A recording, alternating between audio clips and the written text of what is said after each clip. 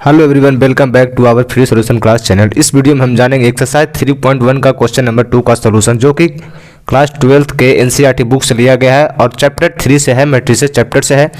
तो question number 2 में देखिएगा क्या कह रहा है कि इफ ए मैट्रिक्स है 24 elements, what are the possible order it can have but if it has 13 elements. यानी कि आपके पास कोई अगर एक मैट्रिक्स है और उसमें 24 एलिमेंट्स, यानी कि जैसे कि ए एक मैट्रिक्स है और इसमें टोटल एलिमेंट्स 24 है, तो आपको बताना है कि इसका जो ऑर्डर बनेगा वो कौन कौन सा ऑर्डर बनेगा, तो आपको ये बताना है। और साथ ही इसमें ये भी बताना है कि अगर आपके पास 13 एलिमेंट्स है तब आप इसमें कितने ऑर्डर बना सकते हैं।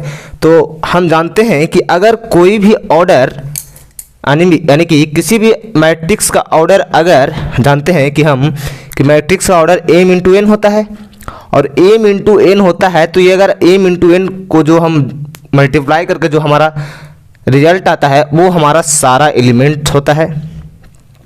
तो अगर आप बोर्ड एग्जाम की तैयारी कर रहे हैं तो सबसे पहले इसमें लिखना होता है, क्या लिखिएगा आप, देखिए बी नो डैट, यानी कि हम जानते हैं कि अगर किसी भी मैट्रिक्स का ऑर्डर m इंटू एन है तब उसके सारे एलिमेंट्स m इंटू एन करने पर आ जाता है। तो लिखेंगे कि we know that if a matrix is of the order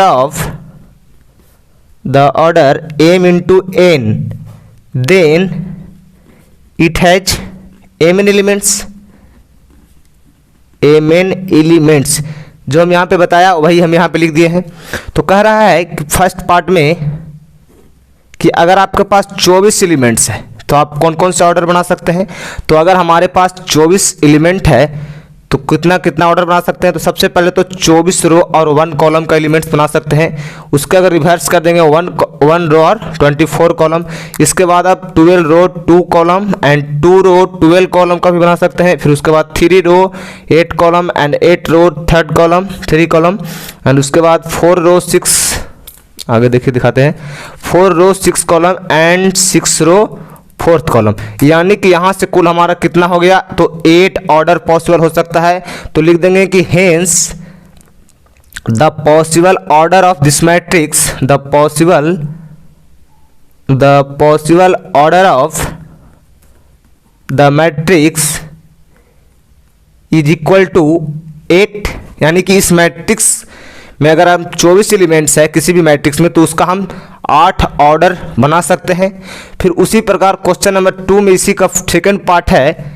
second part में कह रहा है कि अगर हमारे पास कितना एलिमेंट है, 13 एलिमेंट है। तो इस क्वेश्चंस को आप समझ गए होंगे। तो इसका आंसर आप सबसे पहले कमेंट बॉक्स में लिखिएगा, उसके बाद आप आंसर मैच कर लीजिएगा और साथ ही इस वीडियो को लाइक करके अपने दोस्तों के पास भी शेयर कर दीजिएगा। तो देखिए जैसा कि 13 एलिमेंट है तो इसमें मात्र 2 ही ऑर्डर हम बना सकते हैं। एक तो 13 रो 1 कॉलम का और दूसरा 1 रो 13 कॉलम का। तो यहाँ से हमारा इसका आंसर 2 हो जाएगा। फिर उसी तरह आप इसका भी लिख दीजिएगा बोर्ड एग्जाम में, क्योंकि ये सब लिखना जरूरी होता है। ऐसे तो कॉम्पिटिटिव एग्जाम में इस सब की ज़रूरत नहीं होती है। तो जैसा कि हमने क्वेश्चन नंबर 2 में बताया कि अगर 24 एलिमेंट्स है किसी भी मैट्रिक्स का तो हम 8 ऑर्डर यानी कि 8 ऑर्डर उसमें हम बना सकते हैं। और अगर हमारे पास 13 एलिमेंट्स है तो उसमें हम 2 ऑर्डर बना सकते हैं।